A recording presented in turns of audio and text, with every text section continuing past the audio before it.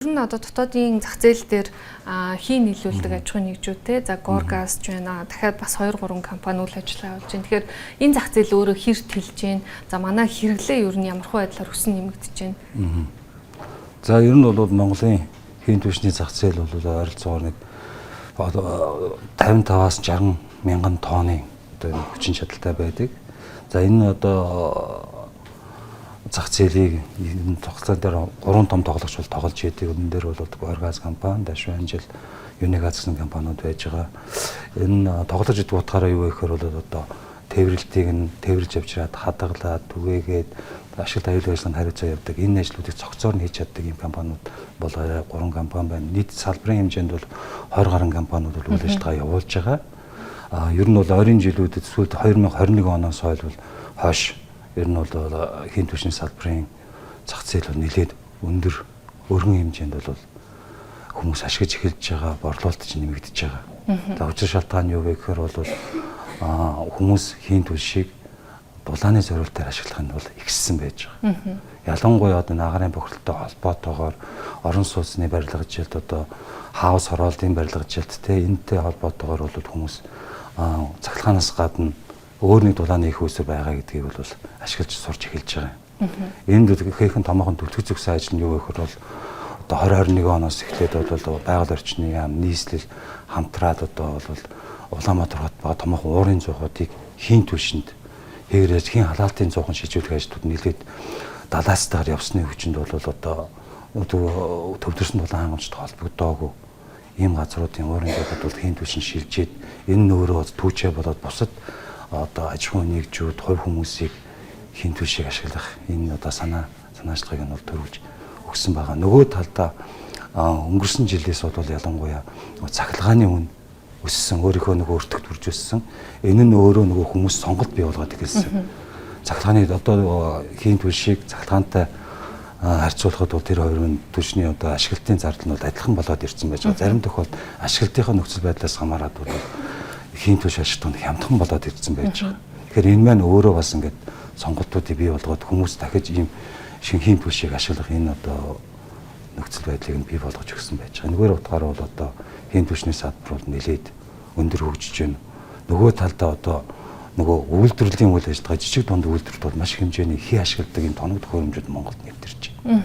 Энтэй холбоотойгоор хүмүүс бол төмөрлөгийн үйлдвэрүүд ялангуяа төмөрлөгийн үйлдвэр өөр бас жижиг дунд үйлдвэрийн барилгын холбоотой үйлдвэрүүд бол маш хэмжээгээр газыг үйл ажиллагаанд ашиглаж байгаа.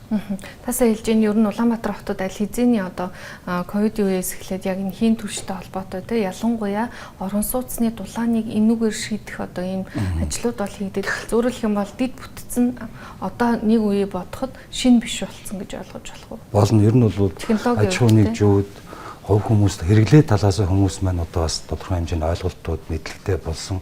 Нөгөө талдаа бол одоо аж ахуйн нэгжүүд маань өөрсдөө одоо хийн нийлүүлж байгаа мэргэжлийн компаниудын маань чадамж бол өссөн байж байгаа, мөн ашиглаж байгаа техник технологийн хувьд бид нар бол бас шинэ түвшинд бол гарчаад байж байгаа. Бид нар бол одоо манай газын компаниуд ихэнх нь бол Япон улсын одоо хийн халаалтын зөөхнүүд, Солонгосын гэсэн энэ дээр бол ихтэй түшиглээд бол үйл ажиллагаа явуулж байгаа. Тасаа хэлж ин өнгөрсөн жилээс эхлээд цахилгаан болвол цахилгааны үн одоо нэмэгдээд өртөгтөө хүрсэн. За тэгээд сонголтууд бий болж байна. Тэгэхээр ер нь хийн түвшээр одоо халаах за одоо уламжлалт нүүрсний цахилгаан станцаас гаргаж авсан одоо эрчим хүчээр халаах энэ хоёрын хооронд өртөг зардалын хувьд бас зөрүү байна гэж харж болох уу? Бага. Ер нь бол одоо жишээнүүд байна л да. Одоо 250 м квадрат талбайтай 2 давхар хауссан дээр бид нэр одоо цахилгаан хэрэгжилж ийсэн бол оронд нь одоо хийн бойлерын төхөөрөмж тавиад халаалтыг шийдээд явахад бол тодорхой хэмжээгээр 20-30% бол цахилгаанаас хямд гарсан тохиолдол байж байгаа. За бүр одоо ядарсан тохиолдолд бол энэ хоёрын түвшин ижил байж байгаа. Энтэн ч утгаараа бол одоо энэ жилээс бол одоо нөгөө ТЭЦ-3-ын үйл ажиллагаа одоо доголдол үүссэнтэй холбоотойгоор хүмүүс бол бас газыг одоо бэкап буюу те нөөц их үүсвэр маягаар ашиглах зорилгоор бол хэмжээгээр цахилгаантай хослуулан ашиглах асуудлууд бол өргөнөөр одоо явагдаж байна. Одоо манай хотод байнгын л одоо энэ чиглэлээр одоо хүмүүс зөвлөгөө өгч тэ зарим тохиолдолд холбоо төгсөлтөнд хийх ажлууд бол нэлээд нэмэгдээд явж байгаа. Одоо яг энэтэй холбоотой стандартуудыг харахаар өөрчлөх шаардлага байгаа юу? Ялангуяа аюулгүй байдалтай холбоотой. За энэ сая бол одоо халаалтын улирал хэлснээс хойш за нөгөө нүрс одоо түлдэг те энэ одоо түлж түлдэг айлуудаас одоо жишээ нь 5% амнасаа алдсан юм харамсалтай хэрэг явдал гарлаа. Тэгэхээр магадгүй одоо хийн түвшин дээр энэтэй холбоотойгоор ер нь стандартаа тий сайжруулах шаардлага байгаа юу? Байгаа. Наад ч юм бол энэ нэг хурцаар тавьж байгаа асуудал. Ер нь бол хамгийн сүүлийн одоо хийн хангамжийн чиглэлийн одоо батлагдсан норм дүрэн бол 2004 онд хамгийн зүрх батлагдаад зүгээр шинжлэгдэж жоохон өөрчлөгдсөн юм л явж байгаа. Энэ маань өөрөө Оросын холбооноос буюу зөвлөлт улсад одоо мөрдөж исэн норм дүрмийг бид нэр одоо нэгийг харьцах нэгээр орчуулж ашиглаж явж исэн. Гэтэл маань одоо бол нөгөө бид түрүүнд ярилцлаганд хэлсэн хийн түвшний салбарын одоо техник технологи бүх зүйл маань бол маш боловсронгуй болж хөгжиж байдаг.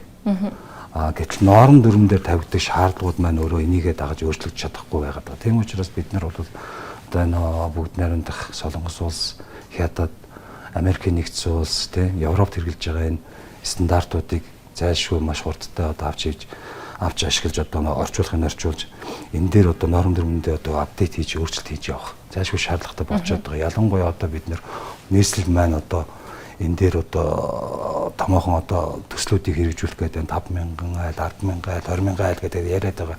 Гэтэл энийг хийхин тулд бид норм дүрмийг бол яхаарахгүй нийцүүлж өөрчлөхгүй болохгүй байгаад байгаа. Өөрөөр хэлэх юм бол аюулгүй байдал талаас энэ бол нэгдүгээр аюулгүй байдал талаас хамгийн чухал байгаад байгаа. Хоёрдугаар нөгөө манай урьдчилсан урдны өмнөх норм дүрмүүд маань өөрөө зөвхөн бүгдийг энэ хоригдно гэсэн ийм заалтаа явж идэг. Гэтэл өөрөө ямар нэгэн норм дүрм маань зах зээлтэйгээ хамтраад бизнесээ дэмжих чиглэл рүүгээ байх хэрэгтэй байдаг. Өнөөдөр бол одоо Улаанбаатар хотод газар байхгүй байж байгаа.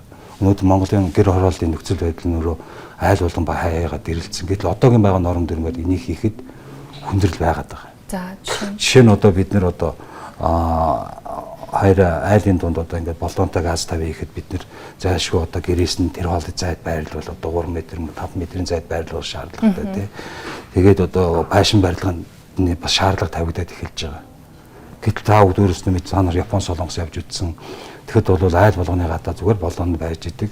Хандаа тулгаад тэрнээсээ шууд холболт төгсөлтөө хийгээд хүмүүс нь айл дотор нь айлнуудад ахуйтааж дулаандаа чиглээд ингээд болж байдаг. Гэтэл энэ манад болохгүй болчиход байдаг. Тэгэхээр энэ өөрөө бидний нөгөө өөрөө Монгол улс маань нөгөө хүйтэн улиралтай дулааны улирал бага байдаг. Энэ нөхцөл байдалтай маань сөргөөр нөлөөлж байгаа юм л бид нэр. Тэгэхээр бид нар байшингаа хоол тавиа шугам хоолоо газар доогуур явуулах гэх ингээд маш олон ийм хэмжээний зардал мөнгнүүд гарч ирж байдаг.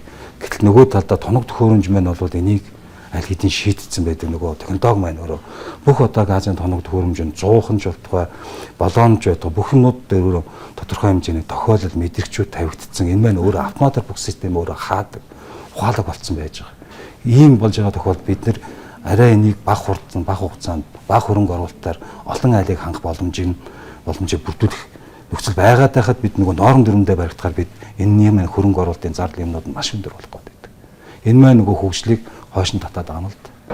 Тэгэхээр бид нар бол аюулгүй ажиллагаа мэдээж нэг намын асуудал, хоёрт нь бид нар технологийн шинжилт өөрчлөлт, технологийн боловсронгуй байдлыг бид нар нэвтрүүлж энийг норм дүрмтэйгээ холбож өгөх хэрэгтэй байгаа.